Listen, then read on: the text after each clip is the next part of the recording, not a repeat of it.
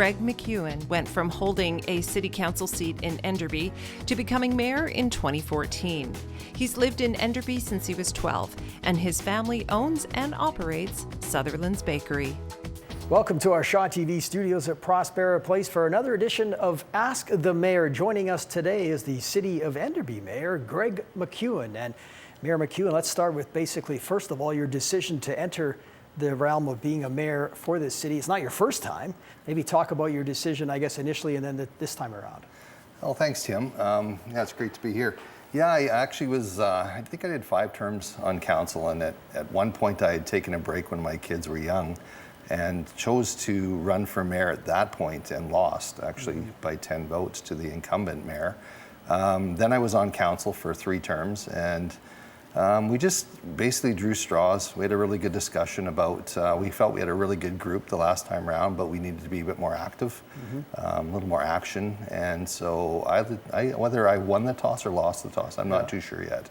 When you talk about being a little more active, what were you sort of looking for there? Well, I think, we talked years ago where we felt, Enderby's a small community, and the mayor role is literally a part-time position. You're paid minimal, so who's got a job? Yeah, who's going to do this really in a full-time basis? But we often wondered what a full-time mayor would look like and what it would accomplish in Enderby. So we chose to, I took that responsibility and ran under that I would treat it as a full-time job and see if we could stimulate, growth in the economy, and it's turned out very well. What do you find the differences between when you were as a councillor and what you're dealing with now? Well, when you're a councillor, typically you do all the talking. The mayor doesn't say a lot, and the role is you're kind of like, it's an orchestra, right? So you're there as the conductor when you're the mayor to make sure everyone gets heard and the discussion is good. And so that's the big difference. I went from talking a lot to talking very little, but my council will disagree with that because they have a little saying where they go, he's a talker. What excites you about it? Is there something that really gets you going? Just the need, the fact that Enderby needed that role. We needed somebody to step up and again, treat it like a full-time job. Like, let's not be just this little bedroom community. Let's be a place where people want to live and and then provide the services. So, typically in a small community, you sit back and you wait till the higher government, provincial or federal, can come up with money so that you can do something. And we felt that just by managing the city better, we could jump right in. Did you find any personal challenges with the transition? No, it wasn't too bad actually. Again, you work a bit closer with staff. When you're the mayor, obviously, and we've got a great team at City Hall, so that transition was quite easy. So did family adjustments?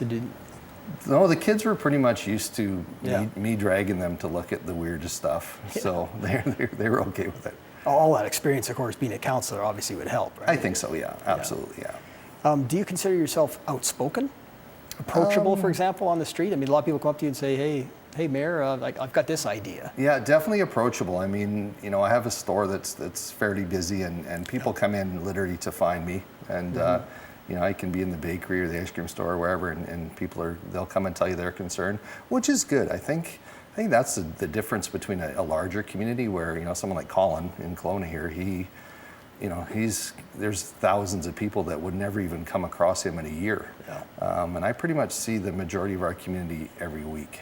What kinds of things are they saying to you? Like, fix this pothole kind of thing? Is it more than that? Yeah, no, from potholes to, concerns about some of the drug trafficking that's showed up in our community and most communities, mental health. I think they just find us accessible. Like all of our councillors, they can track us down quite easily. And I was at a hockey game last week and I'd mentioned that this happens, and everyone's it's ridiculous. Well, then I just kept, okay, here's one, here's another one, here's another one, and it was everything. It was a broad range, and they're like, I can't believe people would call you, but I think they Google it, they get the number, and my number's on there, so they know they'll get through. So. Yeah.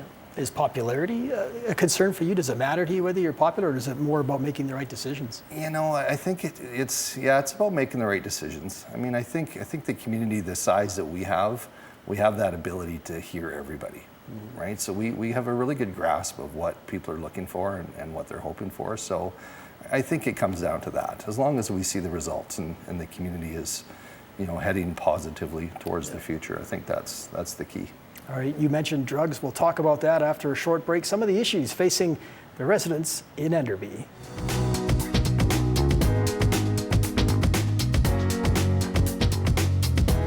Welcome back to Ask the Mayor. I'm Tim Morton along with Enderby Mayor Greg McCune. And Mayor McCune, let's start with some of the issues facing Enderby. You mentioned drugs, so let's start with that. I guess every community has that issue to deal with, and how are you guys dealing with it? Well, I mean, it is, you're seeing it all throughout most communities. I mean, especially with the availability now of some of the drugs and the dangers of the drugs. I think it's an addiction, not unlike anything else. And I think a lot of people that get trapped in it are, quite possibly suffering from some other mental kind of illness and that type of thing. So, I mean, we're working really close with the RCMP. They've been fantastic. We're trying to engage the social sector to, see what can be done. So it's a challenge and it's frustrating. I think it's very visual to most communities, which is the frustrating part. What kinds of drugs are we talking about here?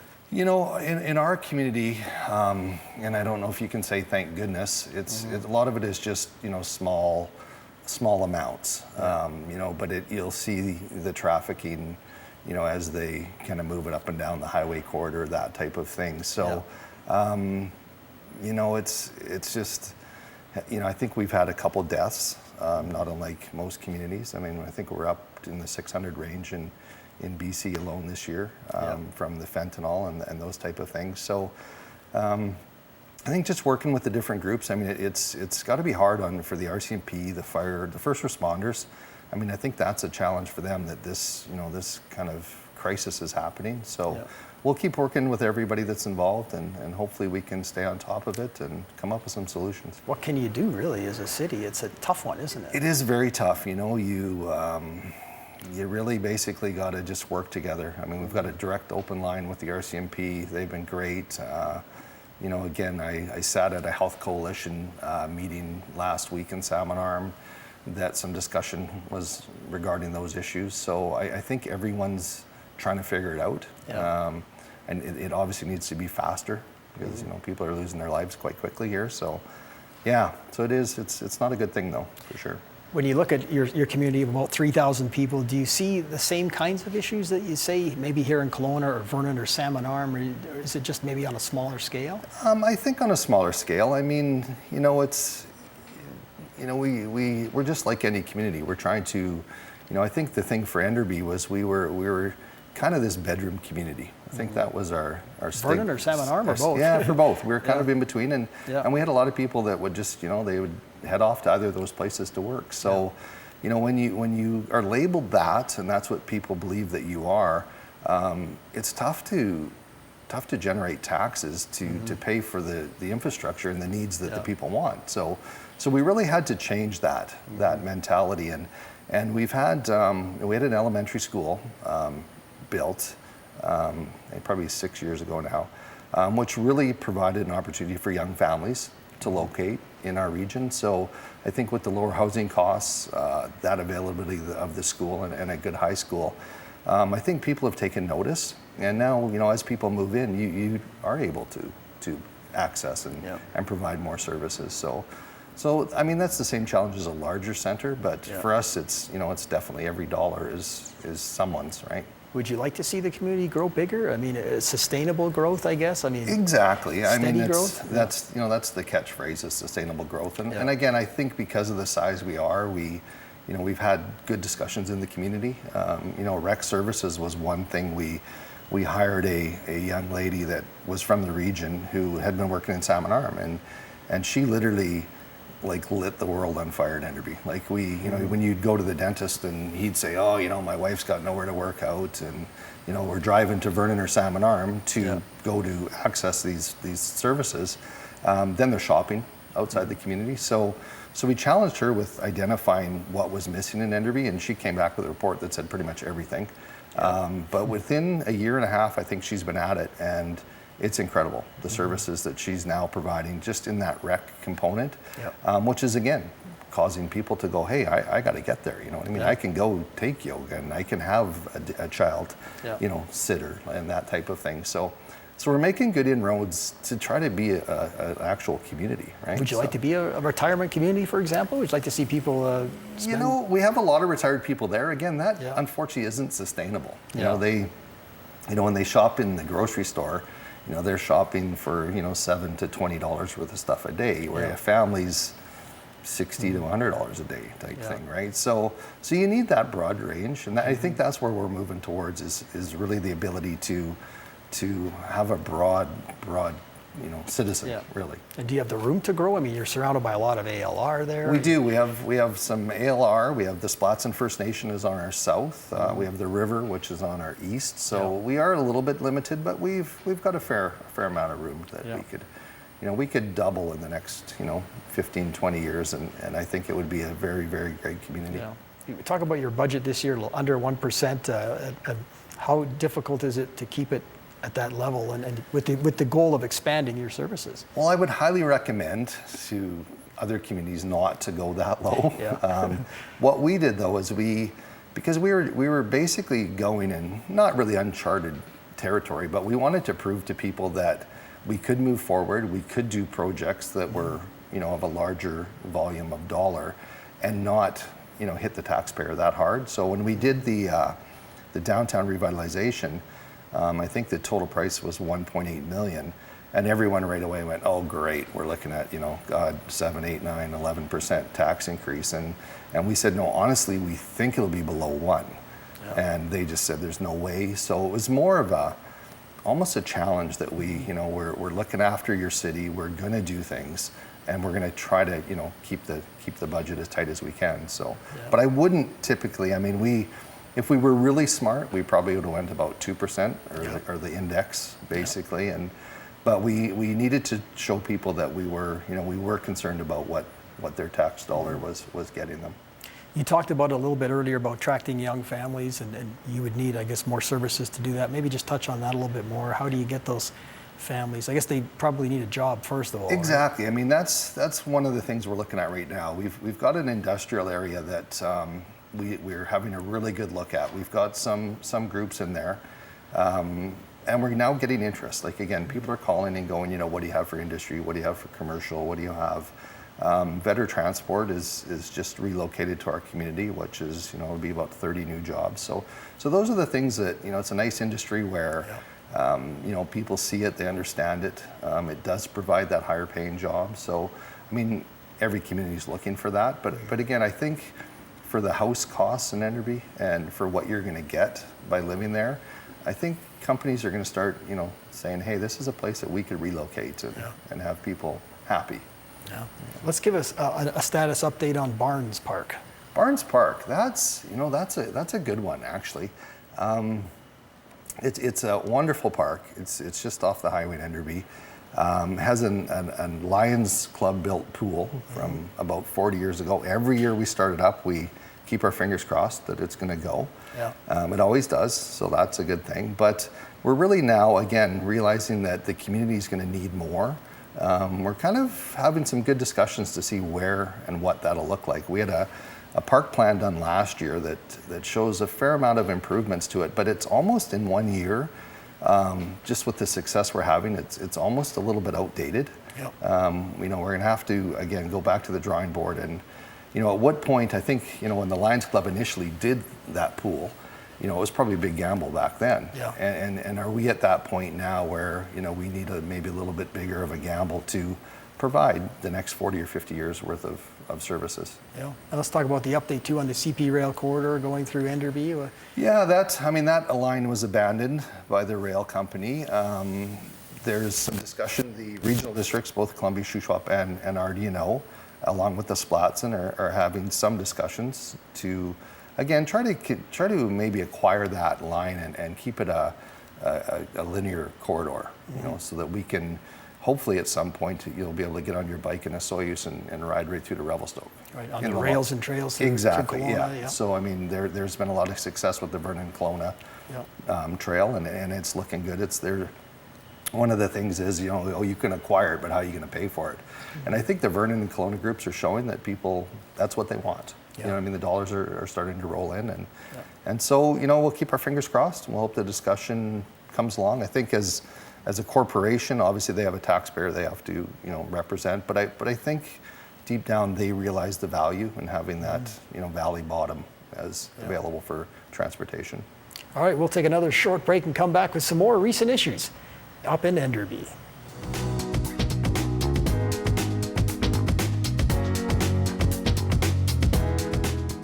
Welcome back to Ask the Mayor with Enderby Mayor Greg McCune. And let's talk a little bit about public transportation in Enderby. You've got two routes, one to Salmon Arm, one to Vernon.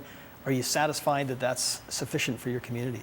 I think at this point we are. You can always have more, but it just costs more. Or frequency, maybe? Yeah, exactly. So, we used to, the bus to Vernon makes 4 trips a day.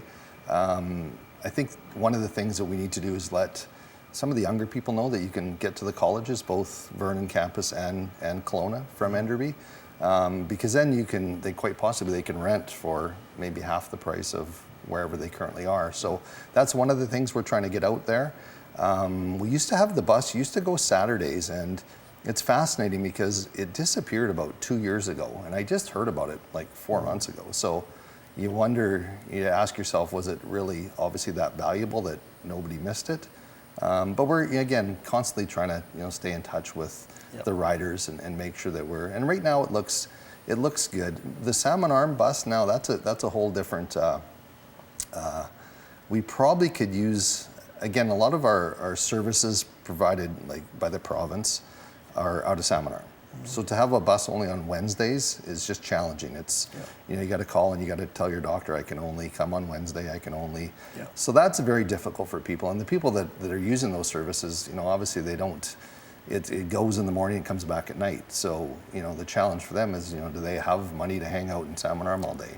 They don't. It's an all-day thing, really. Exactly. Yeah. So we've had a really good look in the last 3 years on how to enhance that service and realize that it may not even be viable. We're going to actually look at providing a lot of the services actually in Enderby. Okay. So we're going to try to create a health hub which would offer those services.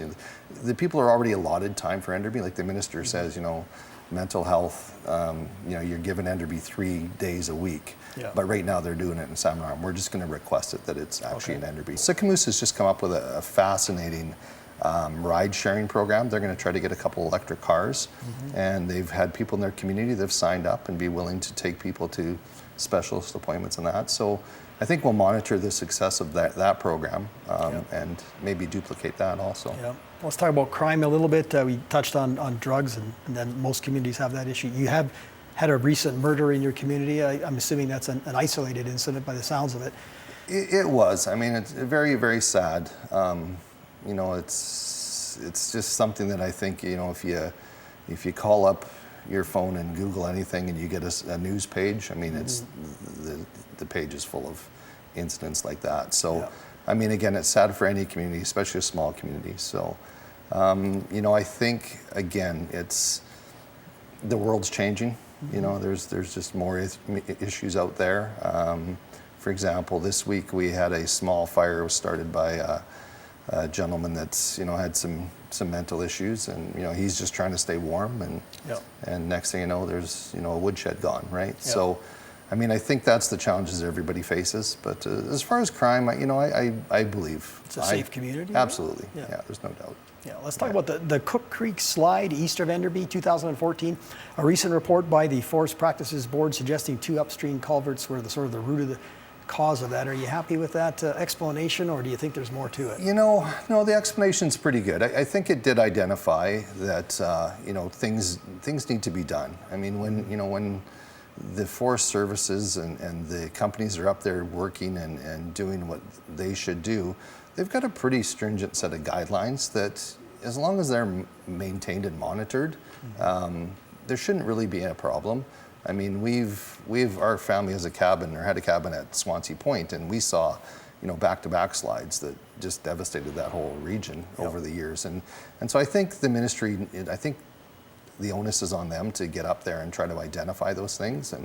as much as they hate to cut a log jam because it might affect some bird somewhere, you know, it's affecting lives and families. So I think a compromise somewhere between the two of those things, I think would solve a lot of those issues.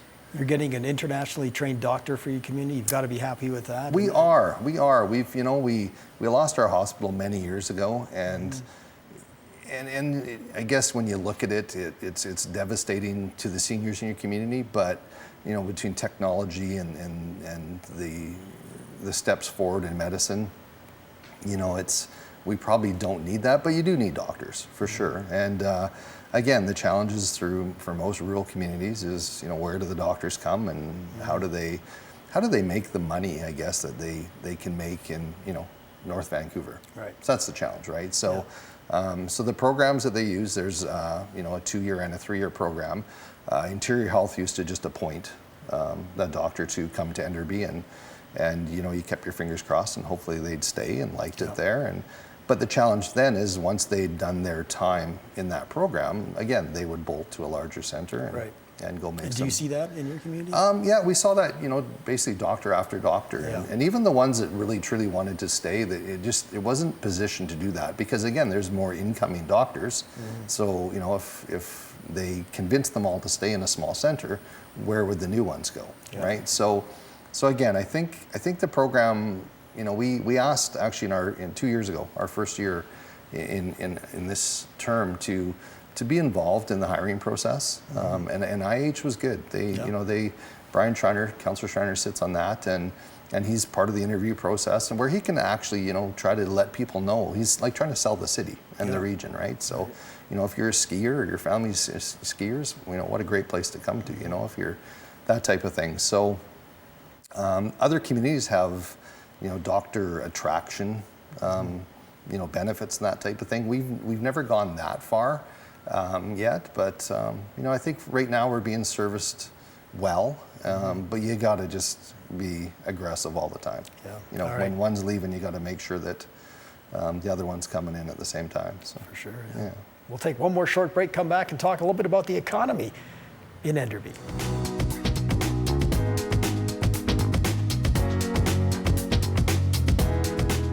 Welcome back to Ask the Mayor with Enderby Mayor Greg McCune. And let's talk a little bit about the industry in your community. Forestry has been a long-term driver of revenue there, and I guess farming would perhaps be another one? Exactly. I mean, you know, when you look up to, you know, forestry was just huge in our community for many, many years. And I think with the change in the whole industry in the province, obviously a little bit of a downturn, but still some strong small mills, North Enderby Timber, Sam Polson. There's a bunch of guys in the area that provide some great jobs and opportunity for young people to remain in the area, and farming being another one too. A lot of very successful dairy farms in the region. So, and then tourism after that. So. Well, let's talk about that a little bit, because when I think of Enderby, I think of the drive-in, Enderby Cliffs, and the float. I mean, there's 3 really good things, different kinds of things that people could do there. Exactly. You know what? And we're super proud of all 3 of those. I mean, the drive-in, you know, is amazing. People come for miles and miles, like Kelowna Kamloops, and probably the thing that we hear there is, oh, it's too bad you guys don't have a hotel, which is high on our list of things to do. You know, because we'd love to, you know, come and spend some more time, like come and float, and then, for example, take in the drive-in and not have to drive back to Kamloops at 2 a.m. in the dead of summer. But hugely, they're sold out most nights, and they're great for the community too. They do a lot of, you know, generous and charity stuff, so that's fantastic.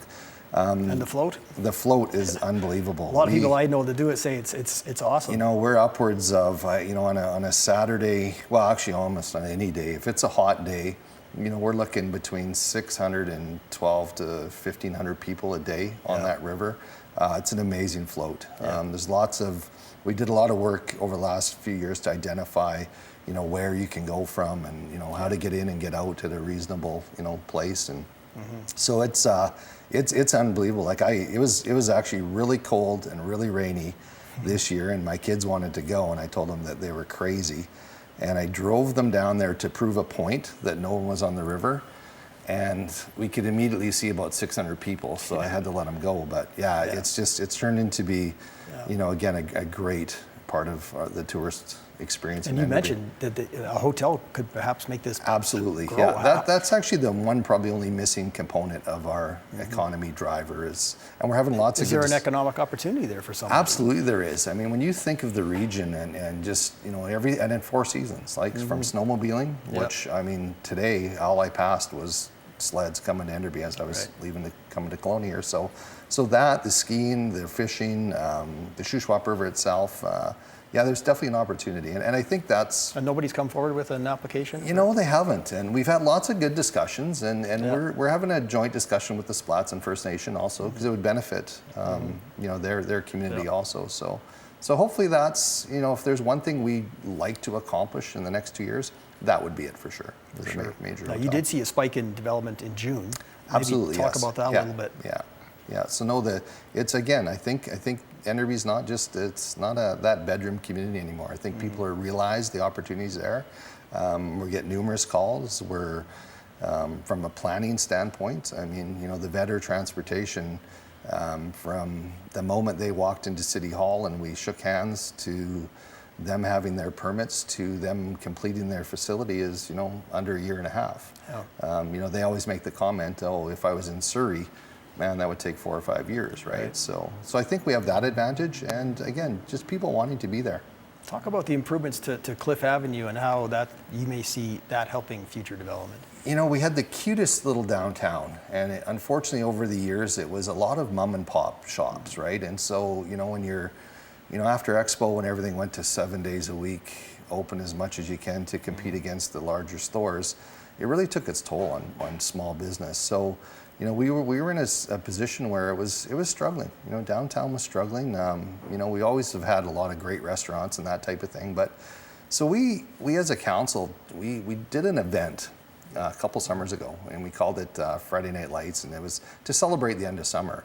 And with about an hour and a half of social media, we managed to attract, I think we had about 650 people show up for this. And it was really an eye-opener to say that, this is another missing piece of the puzzle. Like we need to have events, we need to have, draw people here to participate in larger things. And with the downtown core being the natural spot, we went ahead and did that project.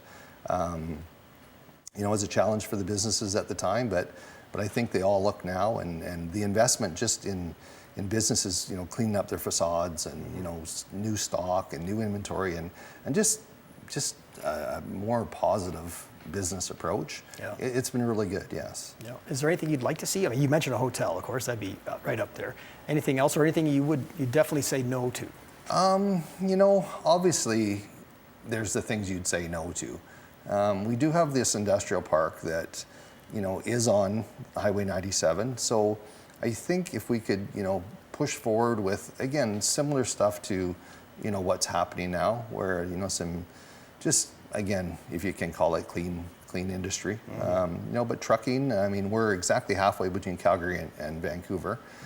With the 13-hour truck limit, you can actually come out of Calgary, drop in Enderby and get back to Calgary and sleep in your own bed, or Vancouver. So there's an opportunity possibly for like a depot. If someone did a cross-dock system where the larger trucks wouldn't have to come into Kelowna. I think Colin actually would probably he'd even support that. So a Freightliner could come out of Kelowna to Enderby, pick up that stuff coming out of Vancouver or Calgary. So lots of opportunities, and people are starting to talk about them now. So. All right. Well, thanks for joining us today. It's been a pleasure.